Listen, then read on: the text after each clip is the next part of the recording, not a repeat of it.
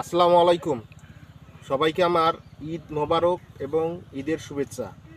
যাই হোক, কয়েকদিন যাবৎ আমি একটা টিকটকে ভিডিও দেখতেছি, মানে ভিডিও একটা না, অনেকগুলো ভিডিও দেখতেছি। এক একজন এক এক রকম কথাবার্তা বলতেছে। কথাগুলো হলো, তারা নাকি 1 টাকার লাল পয়সা কেনে, অর্থাৎ 1 টাকার কয়েন।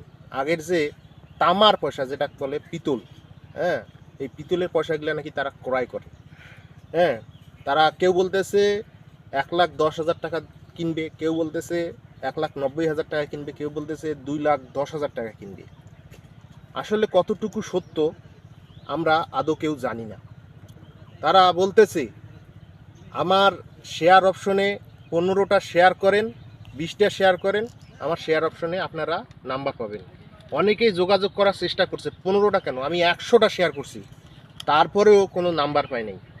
হ্যাঁ, এই ধরনের আপনারা কোনো সময় এ ধরনের কথাবার্তায় আপনারা পুরো করবেন না তাদের সাথে। যারা অনেকে আছে কি করতেছে, কমেন্টে নাম্বার দিচ্ছে, বলতেছে ইমুতে কথা বলেন, হোয়াটসঅ্যাপে কথা বলেন।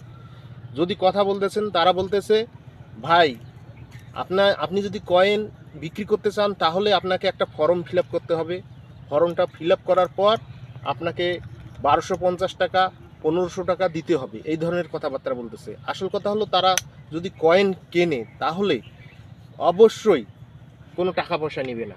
তার যদি সৎ উদ্দেশ্য থাকে, তাদের অসৎ উদ্দেশ্যের কারণে তারা টাকা চাচ্ছে। মানুষ আজকাল দেখছেন যে কেউ টাকা চায়, তারা অগ্রিম টাকা চাচ্ছে। কেন টাকা চাবে? আমি তাদেরকে অনেকবার বলছি যে ভাই আপনি আসেন, প্রয়োজন হলে আমি আপনাদেরকে বাসের জায়গায় 10,000 টাকা দেবো আপনার যাতায়াত ভাড়া। প্রয়োজন হলে আপনি যেখানে আছেন সেখান থেকে প্লেনে আসেন, আমি প্লেনের ভাড়া দেবো। তারপরেও তারা বলতেছে না ভাই আমাদের কোনো ওই ধরনের নিয়ম নাই। হ্যাঁ, আপনি যদি ক্রয় করেন, বিক্রি করেন, তাহলে আপনি টাকা দিতে হবে আপনাকে, আর যদি না করেন তাহলে ভাই বাদ দেন। কেন ভাই? আপনারাই তো বিজ্ঞাপন দিচ্ছেন এই ধরনের। এই বিজ্ঞাপন দেওয়ার কারণে অনেকজন অনেক রকম করতেছে। আসলে এরা চিটিংবাজ। এদেরকে ধরিয়ে দিতে হবে প্রশাসনের কাছে। এরা একদম ভাওতাবাজি সব কথাবার্তা বলতেছে।